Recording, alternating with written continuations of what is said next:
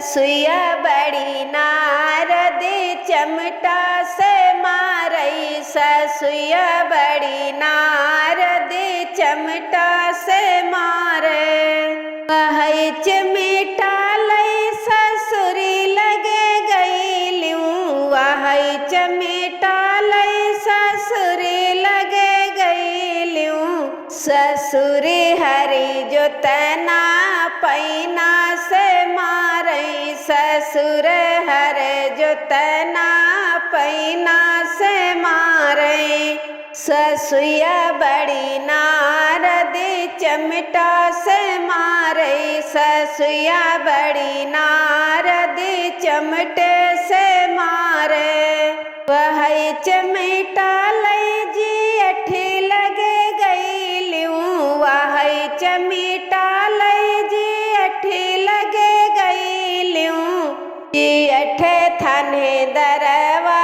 जेल में डारई जी अठे थाने दरवा जेलिया में डारई ससुइया बड़ी नारद चमटे से मारई ससुइया बड़ी नारद चमटे से मारे वही चमटा लई देवरी लगे गईलूं वही चमटा लई देवरी लगे गईलूं देवर एक से बजवा नैना से मारई देवर एक से बजवा